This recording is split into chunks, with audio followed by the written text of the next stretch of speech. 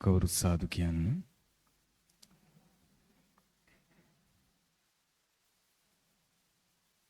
නමස්කාරය කියන්නේ.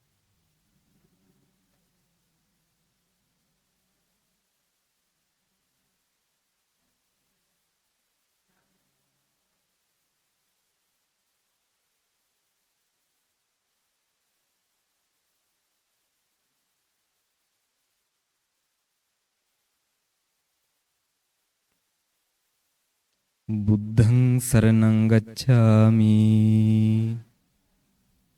ධම්මං සරණං ගච්ඡාමි සංඝං සරණං ගච්ඡාමි ဒုတိယံ පි බුද්ධං සරණං ගච්ඡාමි ဒုတိယံ පි ධම්මං සරණං ගච්ඡාමි ဒုတိယံ පි සංඝං සරණං ගච්ඡාමි တတိယံ පි බුද්ධං සරණං ගච්ඡාමි တတိယံ පි ධම්මං සරණං ගච්ඡාමි တတိယံ පි සංඝං සරණං ගච්ඡාමි තිසරණ ගමනං සම්පුන්නං පාණාතිපාතා වේරමණී සික්ඛාපදං සමාදියාමි අදින්නාදානා වේරමණී සික්ඛාපදං සමාදියාමි කාමේසු මිච්ඡාචාරා වේරමණී සික්ඛාපදං සමාදියාමි මුසාවාදා වේරමණී සික්ඛාපදං සමාදියාමි සුරාමේරය මජ්ජපමා දට්ඨානා වේරමණී සික්ඛාපදං සමාදියාමි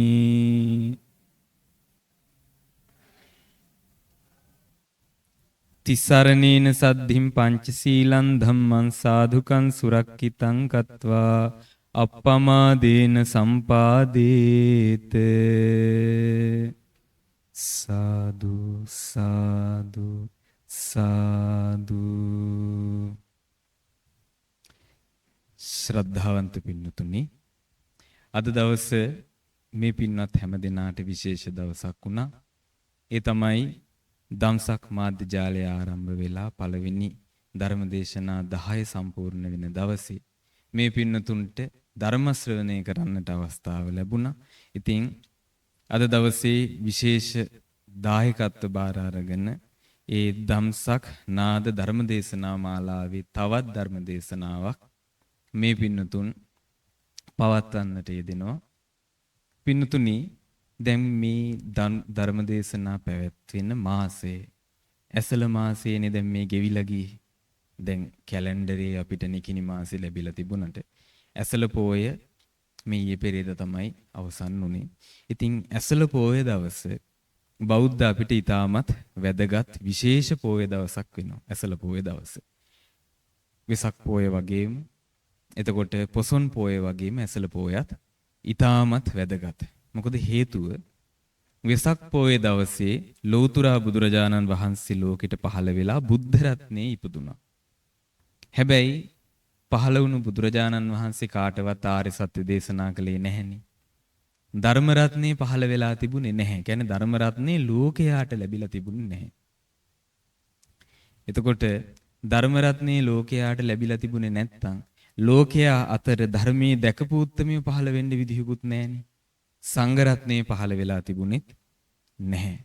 ඉතින් බුදුරජාණන් වහන්සේ ඇසළ පුර 15 පොය දවසේ උතුම් ධම්සක් පැවතුම් සූත්‍ර දේශනාව ලෝකයාට දේශනා කළා. තථාගත බුදුවරුන්ගේ අවිජහිත ධර්ම දේශනාව සියලු බුදුවරු කිසිම වෙනසක් නොකර එකම විදිහට පවත්වන පළවෙනි උතුම් ධර්ම දේශනාව පැවැත්තුවා. ආර්ය සත්‍ය ධර්මයේ ආර්ය සත්‍ය දර්ශනය ලෝකයාට ලැබුණා. පළවෙනි මාර්ගඵලලාභී ශ්‍රාවක උත්තමයන් වහන්සේ විදිහට බරණැස ඉසිපතන මිගදායේදී අඤ්ඤා කොණ්ඩඤ්ඤ ස්වාමින් වහන්සේ උතුම් සෝතාපන්න ඵලයට පත් වෙලා බුදුරජාණන් වහන්සේ අවබෝධ කොට වදාළ ආර්ය සත්‍ය ධර්මයේ මේ මිහි පිට ඉන්න තවත් එක් පුද්ගලයෙක් අවබෝධ කළා. ආන් එතනින් බුද්ධ ශාසනයේ අංග සම්පූර්ණ වුණා. එතකොට ඇසල පුර පසළොස්වක පොහොය දවස වෙනකොට බුද්ධ ශාසනයේ අංග සම්පූර්ණයි. බුද්ධ රත්නයේ වැඩ සිටිනවා. ධර්ම රත්නයේ පහළ වුණා. සංඝ රත්නයේ වැඩ සිටිනවා. ත්‍රිවිධ රත්නයේ එකට සම්පූර්ණ වෙච්ච පොහොය තමයි ඇසල පුර පසළොස්වක පොහොය කියන්නේ. ඉතින් ඇසල පොහොය දවසේ ධම්සප්පවතුන් සූත්‍රයේ ලෝකයට දේශනා වුණා. දැන් මේ ධර්ම දේශනා මාලාවේ නම ධම්සක් නාද. ඒ වගේම අපි මේ ධර්ම දේශනා ශ්‍රවණය කරන ඒ මාධ්‍ය කාණ්ඩයට කියන්නේත් ධම්සක් කියලා.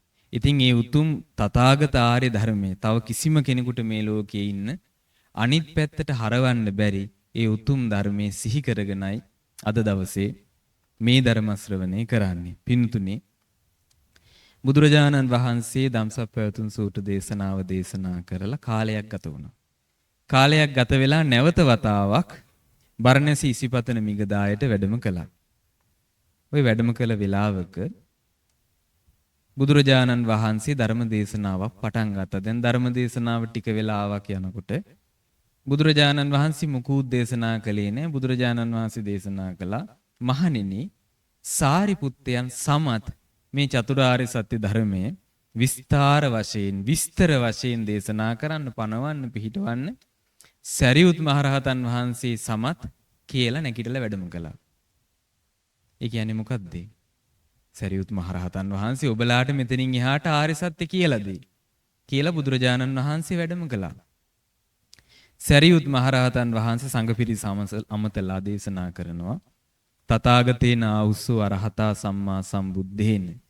එවත්නි තථාගත අරහත් සම්මා සම්බුදුරජාණන් වහන්සේ විසින් බාරාණසියන් ඉසිපතනේ මිගදායේ මේ බරණැසි ඉසිපතන මිගදායේදී අනුත්තරං ධම්මචක්කම් පවත්තිතං උතුම් අසහාය ධර්මචක්‍රයේ පවත්වන ලදී.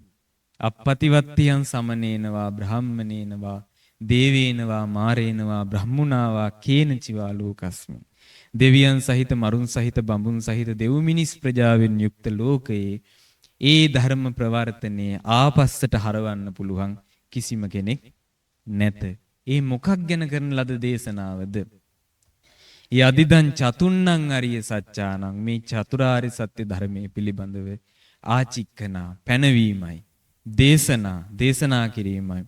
පඤ්ඤපනා මෙන්න මේ ආර්ය සත්‍ය කියලා පණවල පෙන්නනවා. දැන් ආචික්කනා කියලා කියන්නේ දක්වනවා. දේශනා කියන්නේ දේශනා කරනවා. පඤ්ඤපනා කියන්නේ පණවනවා. පට්ඨපනා පිහිටුවා වදාරනවා. විවරණය කරලා ඇරලා දිගහැරලා පෙන්නනවා. විභජනා කොටස් වලට බෙදලා පෙන්නනවා. උත්තානී කම්මම් මෙන්න මේ ආර්ය සත්‍ය කියලා ඉස්මතු කරලා උඩට අරගෙන පෙන්නනවා. එතකොට බුදුරජාණන් වහන්සේ ධම්සප්පවතුන් සූත්‍රයේ දේශනා කළා කියලා නිකං චතුරාර්ය සත්‍ය මේකයි කියලා කිව්වම නෙමෙයි. චතුරාර්ය සත්‍ය පිළිබඳව මෙන්න මේ වගේ දෙයක් කළා. මොකද්ද? චතුරාර්ය සත්‍ය ධර්මයේ දැක්කුවා මේ තමයි ආර්ය සත්‍ය. දුක මේකයි, හැදෙන්නේ මෙහෙමයි. එතකොට නැති කරන්න මෙන්න මේක කරන්න ඕන, නැති වුනහම මෙහෙමයි කියලා. ඒක දැක්කුවා. ඊළඟට දේශනා කිරුවා මෙන්න ආර්ය සත්‍ය කියලා ලෝකයට. ඊළඟට ආර්ය සත්‍ය මෙයයි කියලා පැනෙව්වා. ආර්ය සත්‍ය පිහිටුවා. ඒ වගේම විවරණය කරලා දුක මෙහෙමයි, දුක හැදෙන්නේ මෙහෙමයි කියලා පෙන්වුවා. ඊළඟට බෙදා දැක්වුවා මෙන්න මේ විදිහටයි දුක දකින්න ඕන කියලා. ඉතින් ආර්ය සත්‍ය දේශනා කළා කියලා සරියුත් මහරහතන් වහන්සේ නැවත වතාවක් ධම්සප්පවතුන් සූත්‍ර දේශනාවේ තියෙන උතුම් ආර්ය සත්‍ය ධර්මය ලෝකයාට දේශනා කළා. විස්තර කරලා, විභාග කරලා, පැහැදිලි කරලා දේශනා කළා. පින්නතුනි අපිට චතුරාර්ය සත්‍ය ලැබුණා. දැන් ආර්ය සත්‍ය දර්ශනය තථාගත බුදුරජාණන් වහන්සේගේ දහම විදිහට ලැබපු අපි දැන් අපිට ඒ දහම පුරුදු කරන්නේ කොහොමද කියලා ගැටලුවක් එන්නේ නැද්ද? ඒ දහම අපි පුරුදු කරන්නේ කොහොමද කියලා. දැන් බුදුරජාණන් වහන්සේ අපිට ධර්මයේ දේශනා කරලා තියෙනවා. මේ දුක මෙහෙමයි හැදෙන්නේ, මෙහෙමයි නැති වෙන්නේ. දැන් ඕක අපි අවබෝධ කරගන්න ඉපේ. දුක විදිහට තිබ්බට දුක හට ගැනීම විදිහට තිබුණට ඕක අපිට අවබෝධ වෙනවද? අපිට අවබෝධ වෙන්නේ නැහනේ. එතකොට බුදුරජාණන් වහන්සේගේ ශ්‍රාවකයෝ විදිහට අපි ධහමේ යෙදෙන්න ඕන. බුදුරජාණන් වහන්සේ ධර්මයේ දේශනා කළේ මොකක් කරන්නද? ධර්මයේ හැසිරෙන්න. නැතුව අපිට ධර්මයේ පරිස්සම් කරලා අරන් තියලා තියාගන්නද? එහෙම තියාගත්තා කියලා අපිට ලැබෙන ප්‍රයෝජනයක් නැහැනේ. බුදු කෙනෙක් කල්ප ගානකට වතාවක් කල්ප ගානක් පෙරම් පුරලා බොහෝම දුෂ්කරව බුද්ධත්වයට පත් වෙලා ලෝක සත්වයාට ධර්මයේ දේශනා කරනවා. ඒ ධර්මය ඊටමත් වැදගත් වටිනා දෙයක්. බුදුරජාණන් වහන්සේ බුද්ධත්වයට පත් වෙච්ච අලුතම හිතුවා කියනවානේ මේ ධහම මිනිස්සුන්ට කියලා වැඩක් වෙයිද කියලා. මොකද හේතුව එහෙම හිතන්නට හේතුව කියනවා මේ ධර්ම විනය. මොකද බුදුරජාණන් වහන්සේට ධර්ම විනය ගැන පැහැදිලි අවබෝධයක් තියෙනවා. නිකමට හිතන දේවල් නෙමෙයි. බුදුරජාණන් වහන්සේ දේශනා කරනවා මා විසින් අවබෝධ කරගන්නට යෙදුණු ධර්මයේ ගම්බීරුයි, ඊටමත් ගැඹුරුයි, දුද්දසා දකින්නට දුෂ්කරයි, ධහම දකින්නට අමාරුයි. ධහම දකින්නට ලේසි නම් මේ වෙනකොට අපි ඔක්කොම දැකලා නෙමෙයිද ධහම? දැකලා නේ. කියන්නේ ධහම දකින්නට දුෂ්කරයි. දුරනුබෝධා අවබෝධයටත් අපහසුයි. ඊළඟට සන්තා ඊටමත් ශාන්ත දෙයක්. කැළඹිලි මේකෙ මොකුත් නැහැ. ඒ වගේම තමයි පනීතා අතිශය ප්‍රනීතයි. ලෝකේ ප්‍රනීත දේවල් තියෙනවා. ප්‍රනීත දේවල් පරිහරණය කරන්න ගිහිල්ලා අපි සදාකාලිකව දුක් විඳින්නේ නැද්ද හුඟක් වෙලාවට? ප්‍රනීත වැඩි වුණාම සමහරක් දේවල්. හැබැයි බුදුරජාණන් වහන්සේගේ ධර්මයේ කොතරම්ම ප්‍රනීතයිද කියන්නේ සදාකාලික දුකින් නිදහස් වෙනවා. ලෝකයේ තියෙන බහුතරයක් ප්‍රනීත දේවල් පරිහරණය කරන්න ගියාම අපි දුකෙන් දුකට වැටෙනවා. හැබැයි බුදුරජාණන් වහන්සේගේ ධර්ම විනී විශේෂත්වය තමයි ඒ ධර්මයේ හැසිරෙන පුද්ගලයා, ඒ ධර්මයේ ප්‍රනීතත්වයේ විඳින පුද්ගලයා සදාකාලික දුකින් නිදහස් වෙනවා. මොකද හේතුව ආර්ය සත්‍ය ධහම ගැන කියන්නේ. අලව්‍යකා ඇහුවනේ බුදුරජාණන් වහන්සේකින් ලෝකේ තියෙන රසම දේ මොකද්ද කියලා. බුදුරජාණන් වහන්සේ දේශනා කළේ මොකද්ද? සච්ඡං හවේ සාදුතරන් රසාන. ලෝකයේ තියෙන රසයන් අතර ප්‍රියම රසය, හොඳම රසය, රසවත්ම දේ සත්‍යය කිව්වා. එතකොට බුදු කෙනෙක් ලෝකයට සත්‍යයනේ දේශනා කරන්නේ. එහෙනම් බුද්ධ ධර්මයේ රසවත්. ඒ වගේම නිපුණා, ඊටමත් සියුම් විදිහට දකින්න ඕන දෙයක්. දක්ෂ විදිහට අවබෝධ කරන්න ඕන දෙයක්. පණ්ඩිත වේදනීය, බුද්ධිමතුන් විසින් දකින්න දෙයක්. කවුද මේක දකින්නේ? බුද්ධිමතුන්. බුද්ධිමතුන් කියන්නේ ඇත්ත ඇති සැටියෙන් පේන අයට. යථාර්ථයේ යථාර්ථයක් විදිහට පේන අයට තමයි බුද්ධිමතුන් කියන්නේ. ඒ කියන්නේ දුක මේකයි කියලා පෙන්වුවා මේ අයට මේක දුකයි කියලා පැහැදිලිව පේන්න ඕන. එතකොට දුක හටගන්නේ මෙහෙමයි කිව්වහම ඒ අයට ඒක අවබෝධ කරන්න පුළුවන් වෙන්න ඕන. දැන් අපිට දුක නැද්ද ලෝකේ? අපිට දුක තියෙනවා. එතකොට මේ ලෝකේ බුදු කෙනෙක් පහළ වුණත් දුක තියෙනවා, බුදු කෙනෙක් නැති වුණත් දුක තියෙනවා.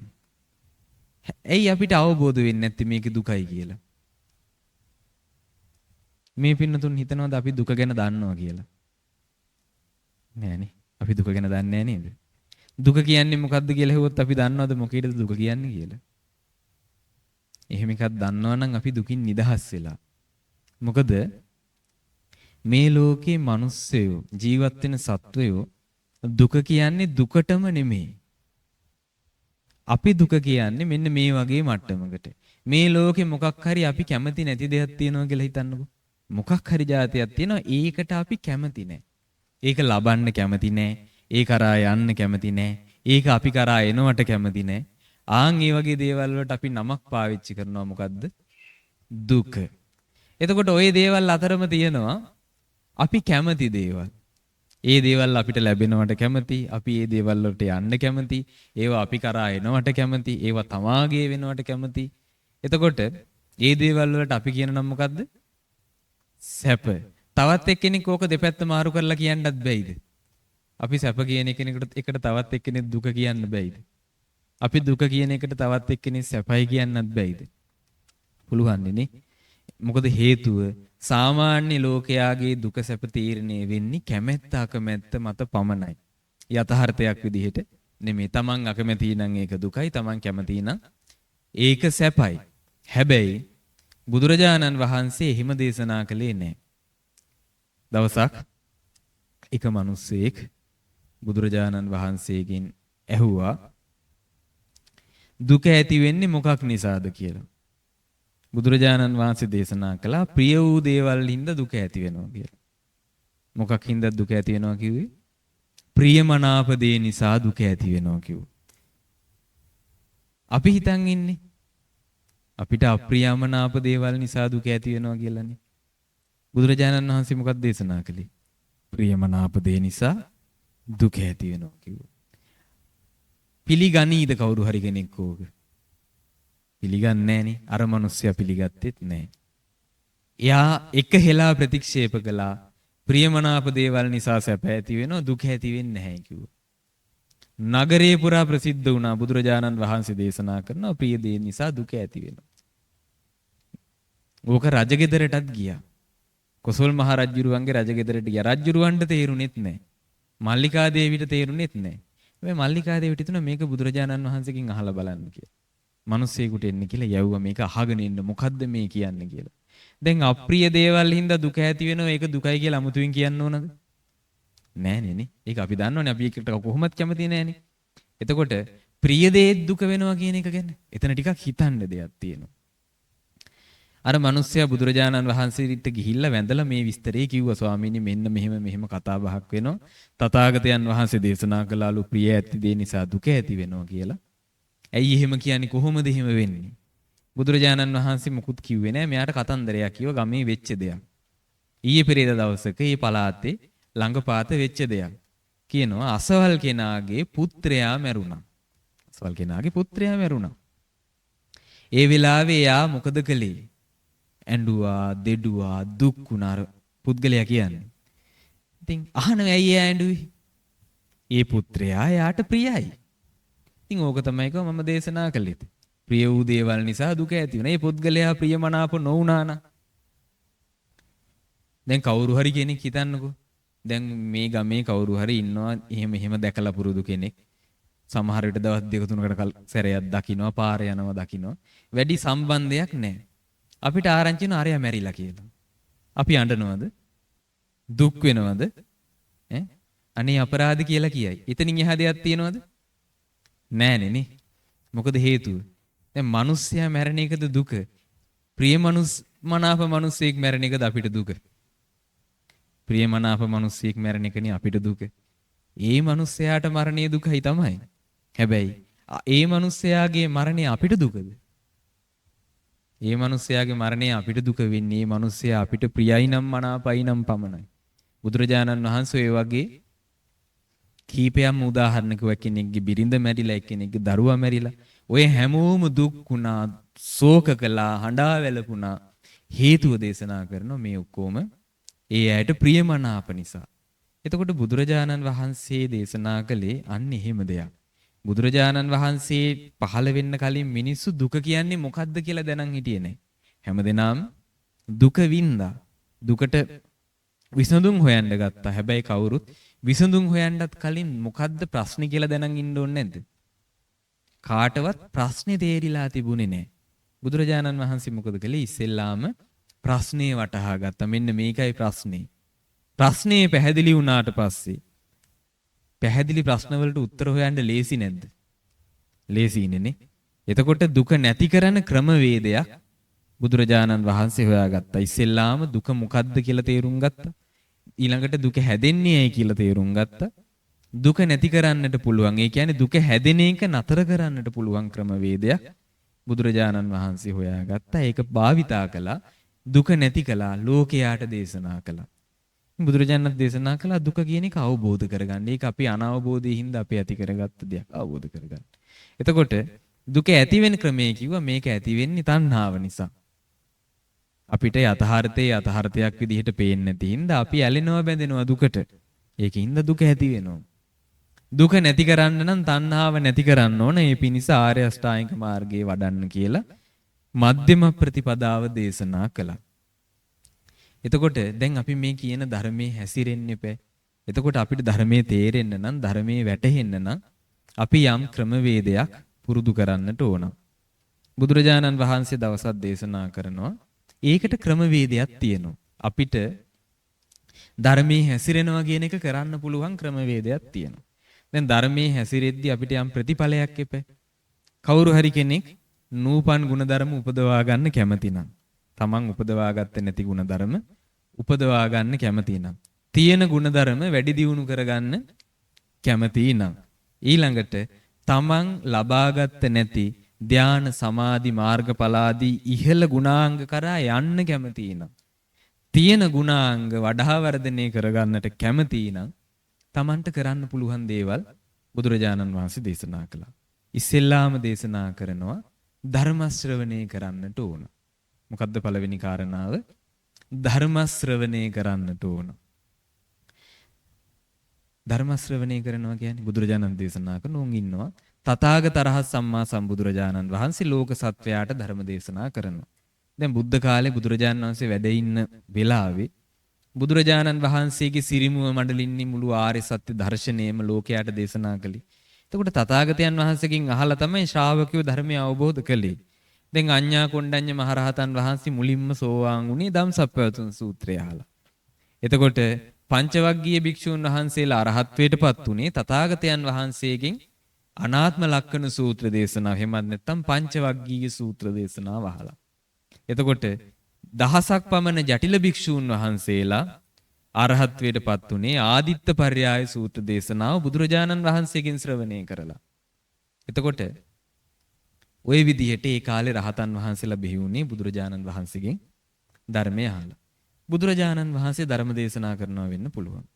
එතකොට බුදුරජාණන් වහන්සේගේ ධර්මයේ ඉගෙනගත් ප්‍රගුණ කළ පුරුදු කළ තවත් වැඩිහිටි ස්වාමින් වහන්සේලා, සබ්‍රහ්මචාරීන් වහන්සේලා, බහුශ්‍රృత භික්ෂූන් වහන්සේ නමක් ධර්ම දේශනා කරනවා වෙන්න පුළුවන්. එතකොට ශ්‍රාවකයෝ මොකද කරන්නේ? නූපන් ගුණධර්ම උපදවා ගැනීමේ කැමැත්තෙන්, උපන් ගුණධර්ම වැඩි දියුණු කර ගැනීමේ කැමැත්තෙන්, තමා නොලබද මාර්ගඵල කරා යෑමේ කැමැත්තෙන්, ලද මාර්ගඵල තව තවත් ඉහළට ගෙනියීමේ කැමැත්තෙන් යුක්තව අර ධර්මයේ මනාකොට අහනවා. මනාකොට අහනවා, කන් යොමාගෙන අහනවා, දහමට හිත යොමු කරලා අහනවා, බලනවා, හොඳට සවන් දෙනවා. ඕක තමයි කව පළවෙනි ක්‍රමවේදයේ ධර්මයේ හැසිරෙන්නේ. එහෙනම් ඉස්සෙල්ලාම ධර්මයේ හැසිරෙන ශ්‍රාවකයාට කරන්න පුළුවන් ලේසිම පහසුම ක්‍රමය මොකද්ද? ධර්මයේ හැසිරෙනවා කියලා. ධර්ම ශ්‍රවණය කරන්නට ඕන. දැන් මේ පිටුතුන් කරන්නේ ඒක නෙමෙයිද? ඒක කරන්නේ. ඒ තමයි නිවනට අරින පළවෙනි දොර කිව්වා. කවුරු හරි කෙනෙකුට ආර්ය සත්‍ය දකින්න ඕන නම් එයා ආර්ය සත්‍ය ධර්මයේ අහන්න ඕන. සුචරිතේ වඩන්න ඕන නම් සුචරිතේ මේකයි කියලා සුචරිත ධර්මයේ අහන්න ඕන. එතකොට ඒ කෙනාට සුගතියට පැමිණෙන්නට ඕන නම් සුගතියට පමුණන දුගතියෙන් මුදවන උතුම් ධර්මය අහන්න ඕන. ඒක පළවෙනි ක්‍රමය. දැන් කෙනෙක් ඉන්නවා එයා හොඳට ධර්මයේ අහනවා. දැන් පළවෙනි ක්‍රමේ බණ අහන්න එක කිව්වනේ. මේ පින්නතුන් කරන දේ. කෙනෙක් ඉන්න හොඳට බණ අහනවා. අහලා එයා පමුණුව ගන්න බලනවා. එයා ධර්මයේ මතක තියා ගන්නවා. කල්පනා කරලා එයාට ධර්මයේ වැටහෙන්න පටන් ගන්නවා. එතකොට එයා මොකද කරන්නේ? එයා අහලා දැනගත්ත ධර්මයේ බුදුරජාණන් වහන්සේගෙන් හෝ සබ්‍රහ්මචාරීන් වහන්සේලාගෙන් හෝ ඒ ව්‍යක්ත විශාරද ධර්ම කතික ස්වාමින් වහන්සේලාගෙන් හෝ අහලා Taman තේරුම් ගත්ත ධර්මයක් තියෙනවනේ. ඔන්න ඔය ධර්මයේ අනිත් අයට දේශනා කරනවා.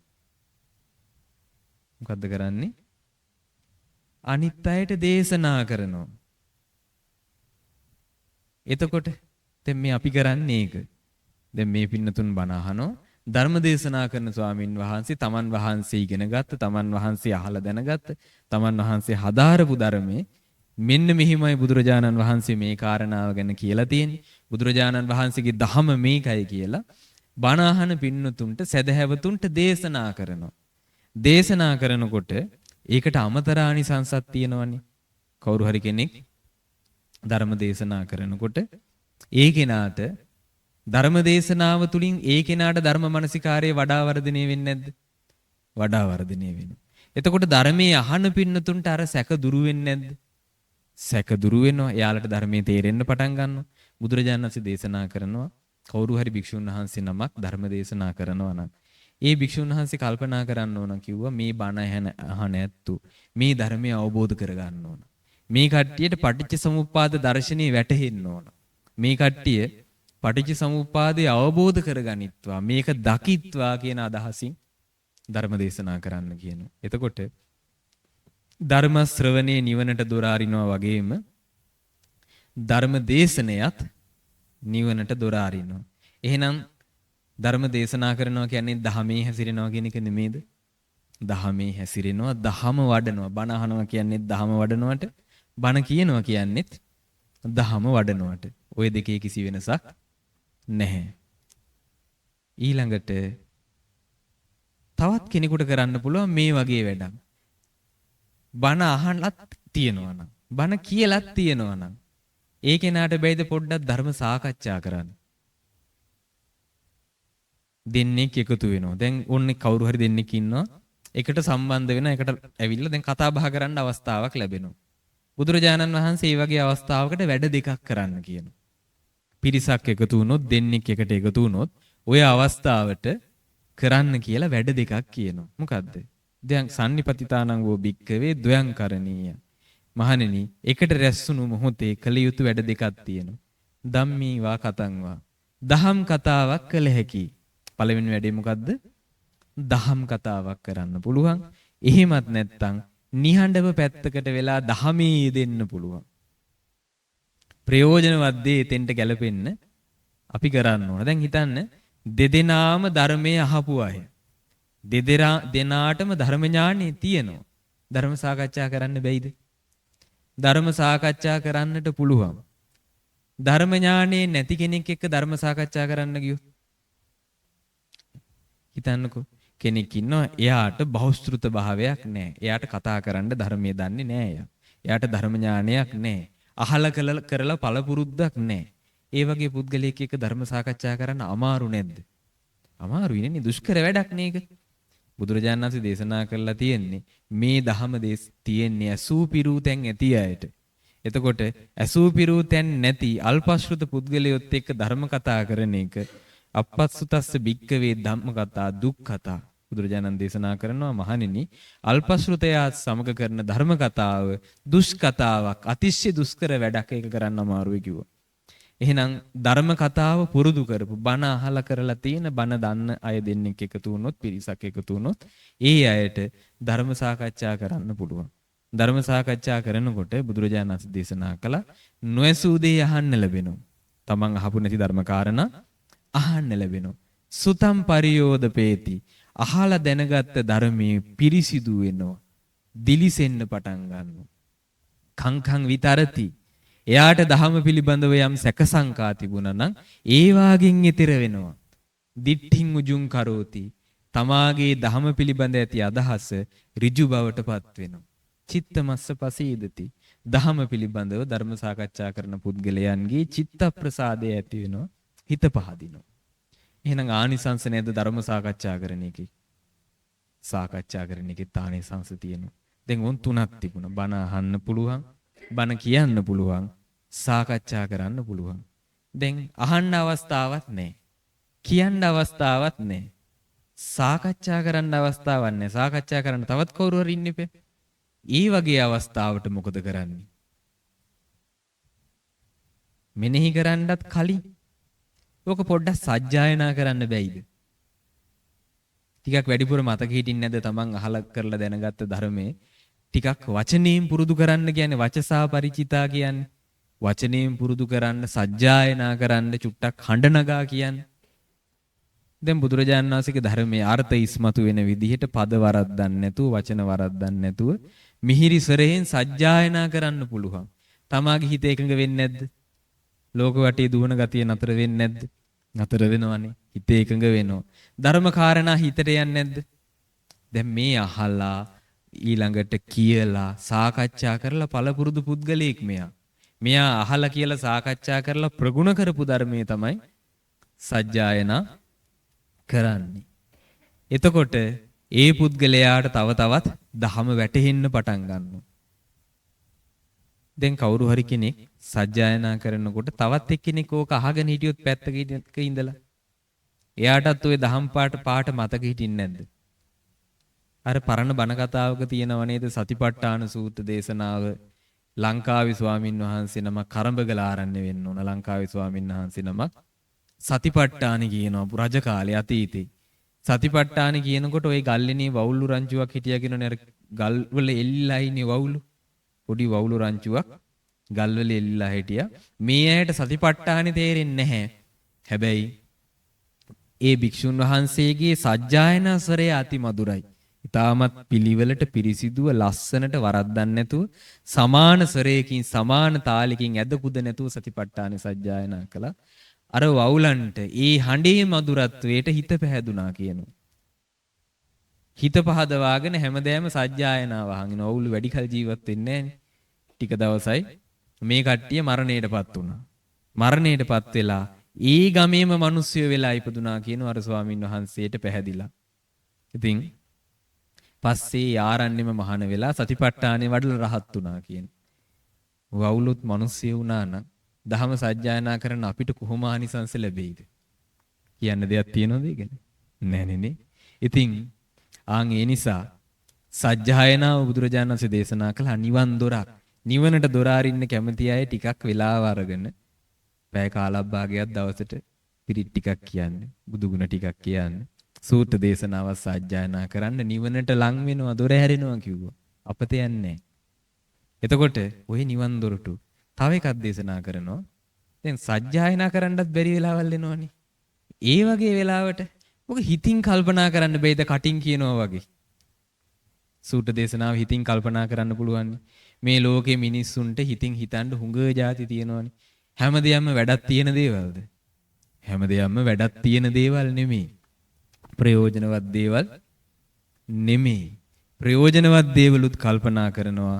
ප්‍රයෝජනවත් නොවන දේත් කල්පනා කරනවා මිනිස්සු.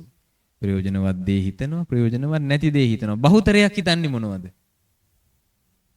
ප්‍රයෝජනවත් නැති දේ, ප්‍රයෝජනවත් වෙන දේවල් නෙමෙයි බහුතරයක් හිතන්නේ. ප්‍රයෝජනවත් නැති දේ. ඒවා බොහෝමයක් අපිට මෙලොවට වැඩකුත් නැද. හිතන්න කවුරු හරි කෙනෙක් ඉන්නවා. එයා යාගේ ව්‍යාපාරයක් ගැන හිතනවා කියලා. ප්‍රයෝජනවත්ද නැද්ද? ප්‍රයෝජනවත්. එතකොට එයාගේ අනාගත දියුණුව ගැන හිතනවා කියලා හිතන්න. ප්‍රයෝජනවත්ද නැද්ද? ප්‍රයෝජනවත්. එතකොට එයාගේ පවුලේ අයගේ අනාගත දියුණුව ගැන හිතනවා කිව්වොත් ප්‍රයෝජනවත්ද නැද්ද? ප්‍රයෝජනවත්. එතකොට එයා මෙලොව පරලොව යහපත ගැන හිතනවා කිව්වොත් ප්‍රයෝජනවත්ද නැද්ද? ප්‍රයෝජනවත්. එතකොට තවත් කෙනෙක් ඉන්නවා. එයා අල්ලපු ගෙදර මොනවා වෙනවද දන්නේ. හිතනවා. ප්‍රයෝජනවත්ද එයාට? ප්‍රයෝජනවත් නැහැ. ওই වගේ නොයේක් දේවල් තියෙනවා අපි හිතුවා කියලා අපිට පළකුත් නැහැ. තවත් එක්කෙනෙකුට පළකුත් නැහැ. මෙලොවට වැඩකුත් නැහැ. පරලොවට වැඩකුත් නෑ. දෙලොව සෙත හදන්න නැත්නම් ඒ වගේ වැඩක් කරලා අපිට ඇති ඵලෙ මොකද්ද? මොකද මිනිස්යාගේ ජීවිතේ බොහොම ටිකයිනේ තියෙන්නේ. මේවා දැන් බුදුරජාණන් වහන්සේ දේශනා කළේ උද බින්දු යථාපි පොක්කරේ. නිකන් නෙළුම් කොළයක් උඩට වැටිච්ච වතුර බින්දුවක් වගේ. ඕකේ ඇලින්නේ නෑනේ වතුර බින්දු.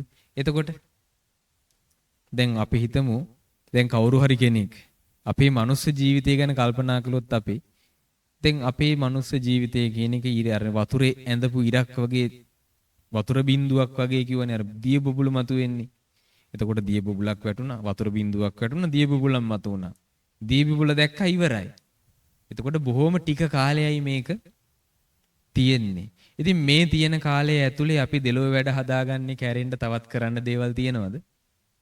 තවත් කරන්න දේවල් නැහැනේ. දෙලොව වැඩම හදා ගන්න ඕන. බුදුරජාණන් වහන්සේගේ ධර්මයේ පරලොව විතරක් හදන්න කියන එකක් නෙමෙයි. මොකද අර්ථ තුනක් පිණිස බුදුවරු ධර්ම දේශනා කරනවා කියන අර්ථ තුනක් පිණිස. එකක් තමයි මෙලොව යහපත පිණිස. පළවෙනි එක මොකද්ද? මෙලොව යහපත පිණිස. බුදුවරු පරලොව කතා කරන්න කලින් මෙලොව කතා කරන උදවිය.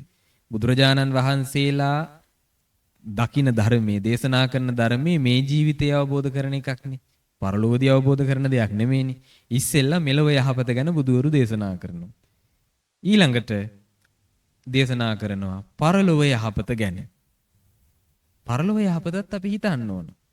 ඊළඟට කියනවා නිර්වාණ පරමාර්ථය. ඉහලෝකාර්ථ, පරලෝකාර්ථ, නිර්වාණ පරමාර්ථය. එතකොට දහම අවසන් වෙන්නේ කොතනින්ද? නිවනින්.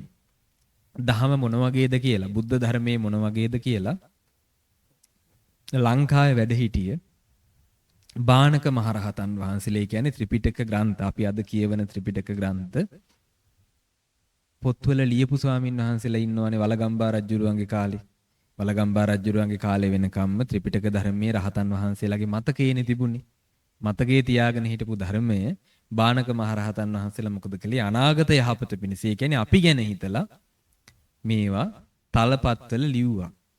ඒ ලියන මොහොතේ සංයුත්ත නිකායේ ලියපු රහතන් වහන්සේලා සංයුත්ත බානක මහාස්තවීරපාදයන් වහන්සේලා ගාතාවක් කියනවා. පොත පටන් ගන්නෙ නේ ඕක ලියලා. ওই ගාතාවෙන් තමයි බුදුරජාණන් වහන්සේගේ දේශනාවල සලායතන වර්ගයේ සංයුත්ත නිකායේ කොටසක් තියෙනවා සලායතන වර්ගය කියලා. සලායතන වර්ගයේ පාඩම් කරගෙන හිටපු කටපාඩමේ මතක තියාගෙන හිටපු ස්වාමින් වහන්සේලා කියනවා දසබල සේලප්පභවා නිබ්බාන මහා සමුද්ද පරියන්තා අට්ඨංග මග්ග සලිලා ජින වචන නදී චිරං වහතුති. ධර්මයේ බොහෝ කාලයක් පැවතීවා කියන එක තමයි මේ කියලා තියෙන්නේ. මොකද්ද කියන්නේ? දසබල සේලප්පභවා දසබලයන් වහන්සේ නැමැති මහා පර්වතයෙන් ඉස්මතු වුණු නිබ්බාන මහා සමුද්ද පරියන්තා නිවන නැමැති මහා සමුද්‍රය අවසන් කර ඇති. අවසානයේ අමා මහ නිවන. ඊළඟට අට්ඨංග මග්ග සලිලා ආරෂ්ඨායික මාර්ගයේ නැමැති සීතල වතුර තියෙන ජින වචන නදී බුද්ධ වචනේ නම් වූ ගංගාව චිරං වහතුති බොහෝ කල් ගලා බසිත්වා. රහතන් වහන්සේලාගේ බලාපොරොත්තු. එතකොට දහම ඉස්මතුණේ කාගෙන්ද? බුදුරජාණන් වහන්සේ නැමැති පර්වතය. අපි ගම්මුකෝ සමනොල කන්ද. ලංකාවේ තියෙනෝනේ සමනොල කන්ද සිරීපාද කියන්නේ. ওই සමනොල කන්දෙන් ගංගා පටන් ගන්න නැද්ද? ගංගා පටන් ගන්නෝනේ. අපි ගම්මු කැලණි ගඟ. එතකොට කැලණි ගඟ පටන් ගන්නෙ කොහෙන්ද? සමනොල කන්දෙන් කියලානේ අපි අහලා තියෙන්නේ නේ. එතකොට සමනොල කන්දෙන් පටන් අරගෙන ඕක ගන්නියන් ගම් හරහා ගලාගෙන ඇවිල්ලා මහ මුහුදෙන් අවසන් වෙනවා. එතකොට මහා පර්වතයකින් පටන් අරගෙන මහ මුහුදෙන් උස තැනක ඉඳලා අවසානයේ සමතලා පහළ බිමකට ඇදෙනවා. එතනින් එහාට ආයි උඩට යෑමක්වත් පහළට යෑමක්වත් නැහැ. ආන් ඒ වගේ තමයි බුදුරජාණන් වහන්සේ මහා පර්වතයක් වගේ ඒ මහා උත්තම බුදුරජාණන් වහන්සේ ධර්ම දේශනා කළා. ඒ ධහම තුලින් ඒ ධහම තමයි ආර්ය සත්‍ය ධර්මය. ඉතින් ඒ ආර්ය සත්‍ය ධර්මයේ බුදුරජාණන් වහන්සේගේ අවසානයේ තමයි අමා මහ නිවන. එතකොට ධහම් දෙසලා තියෙන්නේ කුමක් පිණිසද? නිවන් පිණිස. බුදුරජාණන් වහන්සේ ධර්ම දේශනා කළේ නිවන් පිණිස. එතකොට නිවන් පිණිස නම් ධර්ම දේශනා කරලා තියෙන්නේ ඒ අතර කාලය තුල. ඒ තමයි බුද්ධ වචනේ හරය. නිවන පිණිස තමයි බුදුරජාණන් වහන්සේ ධර්ම දේශනා කළේ. නිවන පිණිස දේශනා කොට වදාළ ධර්මයේ පුරුදු කරන පුද්ගලයාගේ මෙලොව යහපත හැදෙනවා. දැන් බුදුරජාණන් වහන්සේ දේශනා කළේ නැද්ද? එයාට ශ්‍රද්ධාව ඇති කරගන්න කිව්වා. සිල්වත්කම ඇති කරගන්න කිව්වා. ධර්ම ඥානය ඇති කරගන්න කිව්වා. අත්හරින්න දෙන්න කරන්න පුරුදු වෙන්න කිව්වා. ඊළඟට ප්‍රඥාව ඥානය ඇති කරගන්න කිව්වා. ධහම අවබෝධ කරන්න අවශ්‍ය කෙනාට මේ ගුණධර්ම ඇති කරන්න කිව්වා. මේ ගුණධර්ම පුරුදු කරන පුද්ගලයා අවසානයේ අමා මහ නිවන කරා යනවා. හැබැයි එයාට මේ මොහොතේ නිවන් දකින්න බැරි වුණොත් එයා මෙලොව දුක් විඳීද? ශ්‍රද්ධාවන්ත පුද්ගලයාට මෙලොව දුක් විඳින්න වෙනවද? නැහැ. එතකොට සිල් රකින්න පුද්ගලයා මේ ලෝකේ දුකින්ද ජීවත් වෙන්නේ සතුටින්ද ජීවත් වෙන්නේ?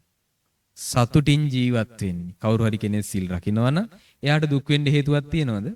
දැන් සත්තු මරන්නේ නැහැ කවුරු හරි කෙනෙක්. එයා සතුටු වෙයිද දුක් වෙයිද? සත්තු මරන්නේ නැහැ කියලා හිතනකොට සතුටු වෙන්න පුළුවන්. හොරකම් කරන්නේ නැත්තම් මම හොරෙක් නෙමෙයි කියලා සතුටු වෙන්න බැයිද? සතුටු වෙන්න පුළුවන්. කාම මිත්‍යාචාරයේ යෙදෙන්නේ නැත්නම් යට සතුටු වෙන්න බැයිද? සතුටු වෙන්න පුළුවන් මම ධාර්මිකයි කියලා. බොරු කියන්නේ නැත්නම් වංචා නැත්නම් සතුටු වෙන්න බැයිද? මත්පැන් මත්ද්‍රව්‍ය වලින් තොරව ඍජුව කෙලින් ඉඳගෙන කල්පනා කරන්න පුළුවන් මිනිස්සෙක් නම් යට සතුටු වෙන්න බැයිද යාගේ ජීවිතය ගැන? පුළුවන් නේ. එතකොට සුචරිත ධර්මයේ හැසිරෙන පුද්ගලයා මේ මොහොතේ සතුටු වෙනවා. සැපෙන් සතුටින් ජීවත් වෙනවා. එයාගේ මෙලොව යහපත ලැබෙනවා. එයාගේ ධනෙ රැකෙනවා. එයාගේ නම රැකෙනවා. එයාට කීර්තිය ඇති වෙනවා. එයා ප්‍රසිද්ධ වෙනවා. එතකොට ඒ පුද්ගලයෝ මරණයටපත් වෙන වෙලාවේ සිහිය ඇතිව මරණයටපත් වෙනවා කියනවා. ඕන තැනකට බය නැතුව යන්න එන්න පුළුවන්. ඕන කෙනෙක් එක්ක කතා කරන්න පුළුවන්. මොකද හේතුව එයාට ඇඟිල්ල දික් කරන්න ලෝකේ කවුරුත් නැහැ. එයා යහපත් කියන්නේ එයා දන්නවා. ඉතින් මෙලොව යහපත හැදිලා නැද්ද එයාට? මෙලොව යහපත හැදිලා. එතකොට මෙලොව හොඳට ඉන්න මිනිස්සයාට පරලොව ගැන බය වෙන්න ඕනද? මම පරලොව අපායේ ගිහිල්ලා පෙරේතෙක් වෙලා දුක් වෙයි වේලි වේලි ඉන්න වෙයි කියලා. එහෙම බය වෙන්න හේතුවක් නැහැ. ඉස්සෙල්ලා මෙලොව හදා ගන්න ඕන. මෙලොව හැදිච්ච උදවියට තමයි පරලොව පේන්නේ නැහනේ අපිට. පරලොව හොඳයිද නැද්ද කියන එක බලාගන්න මෙලොව හොඳද නැද්ද කියන එක ගැන අපි ඉස්සෙල්ලා බලාගෙන ඉන්න ඕන. මෙලොව හොඳ නම් පරලොවත් හොඳයි. මෙලොව නරක නම් පරලොවත් නරකයි. එතකොට සුචරිත ධර්මයේ යෙදෙන පුද්ගලයාට පරලොව බයක් ඇති කරගන්න හේතු නැහැ. ඉතින් ඊළඟට එයා කවදා හරි නිර්වාණ පරමාර්ථය කරා යනවා. මේ පිණිසයි ධහම දේශනා කළේ. එතකොට අවසාන අරමුණ නිවන දකිනා දක්වා මෙලොව පරලොව යහපත සිත හදන්න ධහමට පුළුවන්. ඉතින් ඒ වගේ ධහමක් මෙනෙහි කරන්න අවස්ථාව තියෙනකොට අපි වෙනින් ලෝකෙවත් නැති වල්පල් මෙනෙහි කරලා ඇති වැඩක් තියනවද? නෑනේ. අපි නිතරම බුද්ධිමත් වෙන්න ඕන. අපිට සෙත වෙන්නේ මොකද්ද ඒ දේ කරන්න. ඔන්න එකක්. මානසිකාර කරන්න පුළුවන්.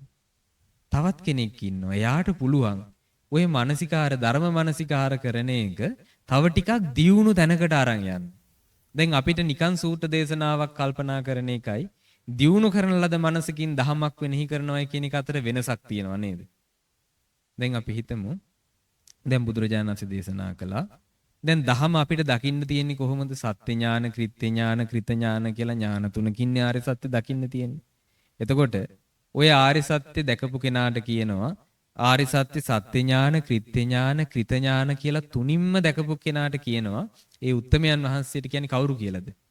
රහතන් වහන්සේ. රහතන් වහන්සේට ඥාන තුනම ලැබිලා තියෙන්නේ. දැන් සෝවාන් ශ්‍රාවකීන්ට සත්‍ය ඥානෙ තියෙනවා. ආර්ය සත්‍ය දහම සත්‍යයි කියලා එයාලට වැටහෙනවා. අනාගාමී ශ්‍රාවකයෝ දන්නවා මේක මං අවබෝධ කළ යුතුයි කියලා. එයාලට කෘත්‍ය ඥානෙ තියෙනවා. රහතන් වහන්සේලා දන්නවා මම මේක අවබෝධ කළා කියලා. ඒ උත්තමයන් වහන්සේලාට කෘත ඥානෙ තියෙනවා.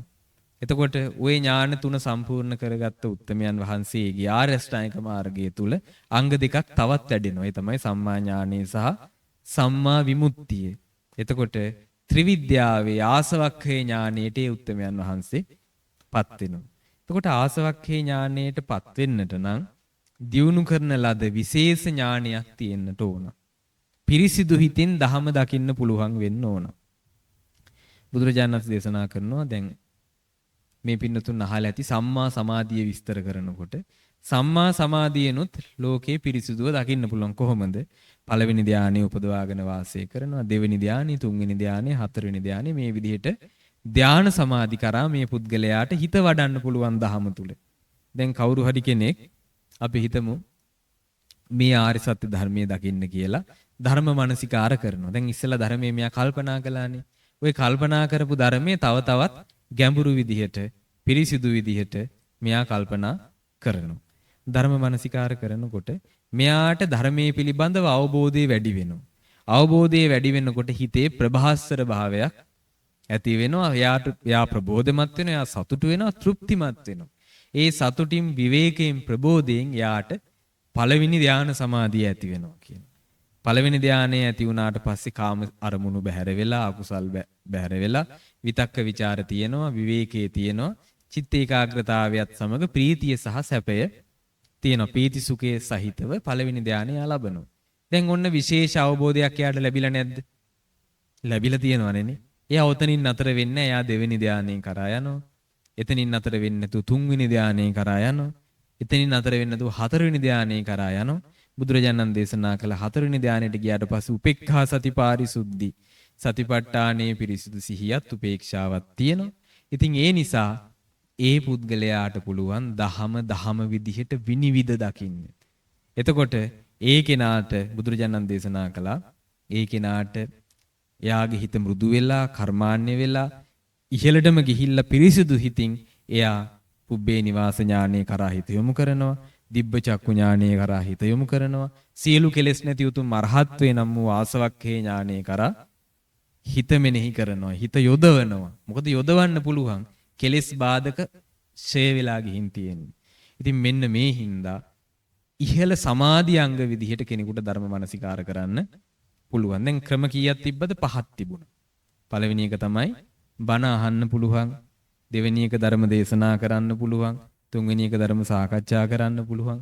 හතරවෙනි එක ධර්මයේ සජ්ජායනා කරන්න පුළුවන්. ඊළඟට පස්වෙනි එක ධර්මයේ මානසිකාර කරන්න පුළුවන් ඉහළට යනකම්. ඉතින් මෙන්න මේවට කියනවා නිවන් දොරටු. නිවන් දොරටු කියලා. ඉතින් මේවා පුරුදු කරගත්ත කෙනාට දහමේ ඵල ලබන්න පුළුවන්, දහමේ හැසිරෙන්න පුළුවන්. දැන් මේ පින්නතුන් අද දවසේ මේ දම්සක් මාධ්‍ය ජාලයේ පැවැත්වෙන ඒ උතුම් ධර්ම දේශනා මාලාවේ 10 වෙනි ධර්ම දේශනාව සම්පූර්ණ වුණු ඒ උතුම් දිනයේ දම්සක් නාද ධර්ම දේශනා අතර එක්තරා ධර්ම දේශනාවක් ශ්‍රවණය කළා. අපි ධර්ම ශ්‍රවණය කළා. ඊළඟට ධර්ම දේශනා කළා. දැන් ධර්ම මනසිකාර කරන එකත් ධර්මයේ සජ්ජායනා කරන එකත් කාගේ අතේද තියෙන්නේ? තමාගේ අතේ තියෙන. ධර්මයේ පුරුදු කරන එක තමාගේ අතේ තියෙන්නේ. එතකොට ඒ කියන්නේ අපි හැම දිනාගෙම වැඩක්. ධර්මයේ හැසිරෙනවා කියන එක එක්කෙනෙකුට අයිති වැඩක් නෙමෙයි. අපි හැම දිනාගෙම වැඩක්. ඉතින් ඊටමත් වටිනා අනර්ග පින්කමක් මේ පින්නතුන් මේ දවසේ රැස් කරගන්නට යෙදුණා. එතකොට ඒ තමයි උතුම් ධර්ම දේශනාමය පින්කම ධර්ම ශ්‍රවණය කරා. ඉතින් ධර්ම දේශනා පැවැත්ුණා, ධර්ම ශ්‍රවණය කළා. අපිත් මේ දහවල බොහෝ පින් රැස් කරගත්තා කියලා සතුටු වෙන්න. සාදු සාදු සාදු. ඒ වගේම අද මේ ධර්ම දේශනාමය පින්කමේ විශේෂ දායකත්වයේ බාරගෙන කටයුතු කරන්නේ SM රූපා පද්මිනී සේනානායක මහත්මිය, WA නිසංසලා සජීවනී වික්‍රමාරච්චි මෙනවිය යන මේ පින්නතුන් විසින් 2026 8 වෙනි මාස 5 වෙනි දින 66 වෙනි උපන්දිනයේ සමරන WA අබේරත්න මහතාට නිදුක් නිරෝගී සුවපත් භාවයේ සහ දීර්ඝායුෂ ප්‍රාර්ථනා කිරීමේ අරමුණේ මේ ධර්ම දේශනාමය පින්කම පවත්වන්නට යෙදෙනවා. ඒ වගේම සියලු දෙනාගේ නමින් මිය පරලොව යන්නට යෙදුණු සියලු ඥාතීන්ට මේ උතුම් පුණ්‍ය ධර්මයේ අනුමෝදන් කරන්නට බලාපොරොත්තු වෙනවා. ඉතින් මේ වගේ ඊටමත් වැදගත් අරමුණු සහිතව අද දවසේ මේ පින්කම පවත්වන්නට යෙදුණා. ඉතින් මේ WA අබේරත්න මහතාට අපි නිදුක් නිරෝගී භාවයේ චිර ජීවනයේ සිත ශාන්තිය භාග්‍ය වාසනාව සැලසෙන උතුම් වාසනාවන්ත සුබම සුබ උපන්දිනයක් වේවා කියලා සාදු කියලා ආශිර්වාද කරමු. සාදු සාදු සාදු. ඒ වගේම පින් කැමැති දෙවියනට, ඒ වගේම රූපා පද්මිනී සේනානායක මහත්මිය, ඒ වගේම WA නිසංසලා සජීවනී වික්‍රමාරච්චි මෙනවිය යන මේ දායකත්ව බාරගත් ඇත්තන්ගේ සහ මේ ධර්ම දේශනා ශ්‍රවණයට එක් රැස්වුණු මේ පින්නතුන්ගේ අප හැමදෙනාගේ නමින් මිය පරලොව යන්නට යෙදුණු සියලු ඥාතීනට, ඒ වගේම අපගේ දෙමාපියනට, අපට ධර්මයෙන් විනයෙන් අනුග්‍රහ උපකාර කළ සත්පුරුෂ කල්යාණ මිත්‍රයන් වහන්සේලාට, බණ අහන්නට රැස්වුණු මේ පින්වත් හැමදෙනාට අපට වහවහ සංසාර දුකින් නිදහස් වීම පිණිස මේ සීල පුණ්‍ය ධර්මයේ උපකාරක ධර්මයන් වෙත්වා කියලා සාදු කියලා පින් අනුමෝදන් කරන්න. සාදු සාදු සාදු. මේ පින්වත් හැමදෙනාට සිතක් ශාන්තියක්, යහපතක්, සැපතක්ම වේවා කියලා ආශිර්වාද කරනවා.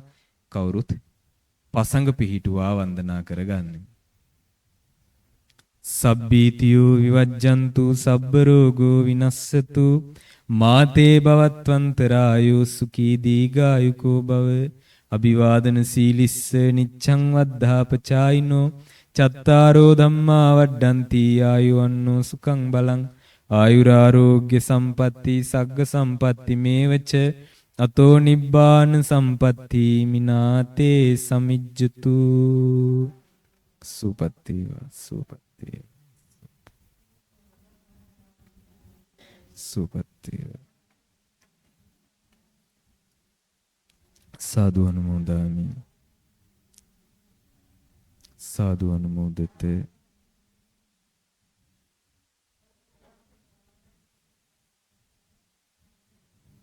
කමාමි කමිතබ්බං. සුපත්තේවා සුපත්තේවා. සියලු යහපත සැලසේවා. සුපත්තේවා. සුපින්නතුනි, භාග්‍යවත් අරහත් සම්මා සම්බුදුරජාණන් වහන්සේ විසින් වරණස ඉසිපතන මිගදායේදී ප්‍රවර්තනය කොට වදාළ අනුත්තර වූ ධර්ම චක්‍රය දෙව් මිනිස් ලෝකයාගේ යහපත පිණිස සියලු දෙනාගේ හිතසුව පිණිස මේ උතුම් පින්බිමේදී නැවත වරක් ප්‍රවර්තනය වී වදාලා. සාදු සාදු සාදු. මේ උතුම් ධර්මානුශාසනාවෙන් අපහට අනුග්‍රහ කොට වදාළ අපගේ කල්යාණ මිත්‍ර ගෞරවනීය දේශකයාණන් වහන්සේට නිදුක් නිරෝගී සුවපත් භාවය සහ චිරජීවනය ප්‍රාර්ථනා කරන අතර උන්වහන්සේ විසින් බලාපොරොත්තු වන උතුම් වූ නිවන් සම්පත්තියම ලැබීමට මේ උතුම් පුණ්‍ය ධර්මය හේතු වාසනා වේවා. සාදු සාදු සාදු.